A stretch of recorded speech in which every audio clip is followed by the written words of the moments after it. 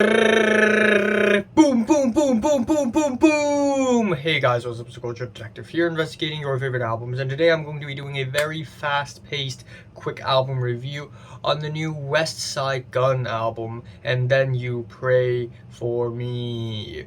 So yeah, I need to do it quick because I need to go to work later, very fast. So Westside Gunn, rapper, he's back with a new album. This is actually a sequel to the album Pray for Paris from 2020. Not only do we have the amazing, awesome Caravaggio album cover, my favorite painter, thank you, but also it equally has this shared theme of the Fashion Week, Paris Fashion Week.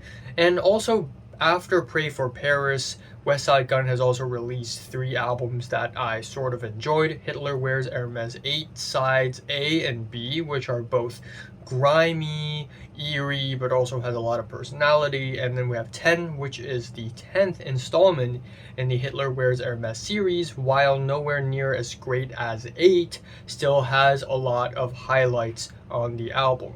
So Westside Gunn putting out a new album is definitely something to look forward to this year. And lo and behold, we have And Then You Pray For Me. And again, Westside Gunn has his trademark style. He is gangsta, but also high-end and expensive. It sounds like he is trying to be mean and threatening, but with style, with elegance, with plinky pianos that feel like 8-carat gold ingots and beats that are as crispy as jewelry. So that's basically what his style sounds like, and that's really freaking cool. But the thing with And Then You Pray For Me is that originally his music is sort of slow boom bap beats on top of grimy metallic instrumentals. On this album, half of the tracks start to move towards a more basic trap rap sound, which really, in my opinion, bogs down the pacing of this album. The album opener Fly God Did is an intro track with spoken word, some grimy pianos, which is fine for what it is, and then it builds onto the second track, Mama's Prime Time, which has the classic slow boom bap beat, a lot of ad-libs, a lot of which I really love, and then light touches of jazzy keyboards. On the track we have Conway the Machine and JID, both have amazing chemistry, hopped onto the track and is fucking amazing. Kitchen Lights is another highlight on the album. We have lyrics about trauma and upbringing, and it gets introspective, which is really good to hear. But what's making this track amazing is the beat, which is made by Stove God Cooks. We have a drumless beat with dreamy violins, plinky pianos. It is dreamy and it perfectly matches the fashionable style that this album sort of presents. Ultra Griselda has a pretty average atmospheric trap beat, but what I like about this track is freaking Denzel Curry. He absolutely murders the beat. He's awesome. If there's one rapper who can definitely match the energy of Westside Gunn, if not outdo the energy, is Denzel Curry, obviously. And finally, we have The Revenge of the Flip's Leg, which has a repetitive beat with eerie keyboards and warped and pitched soul vocals sort of sectioned all around the track. It's instrumentally very tasteful. However, that is as far as the highlights go for me, because a lot of the album, in my opinion, is bogged down quite heavily.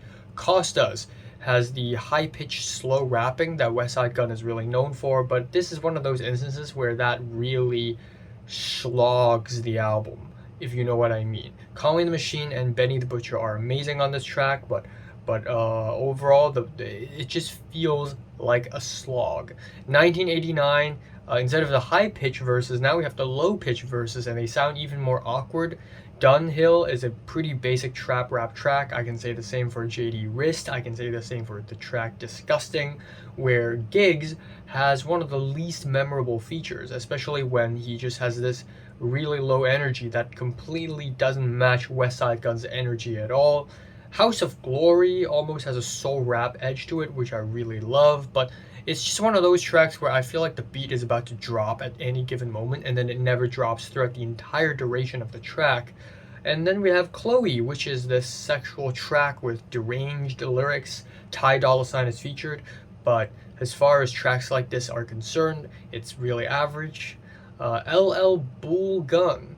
It's easily the most forgettable track here. I completely forgot that I've listened to it after listening to it.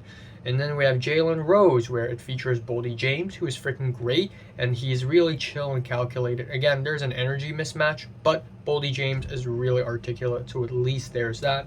I kind of like the chaotic trap beat on Mr. Everything. I also kind of like Freddie J's with the dramatic pianos that rushes up and down. It's really intense. It's really messy, but it's also a little too simple. I wish there was more on top of that beat, or not more per se, because it's already chaotic enough. I just wish there are more variations. There's more dynamic in terms of the progression of the track. Finally, the album ends off with the title track, where Westside Gunn decides to give the entire track off to Casey, and yeah, we got some half singing, half rapping on the track, and it's a pretty odd way to end off the album, in my opinion. So yeah, overall, I don't think this is a very great album, unfortunately. It's just nowhere near as tightly packed or as full of personality as some of his previous works.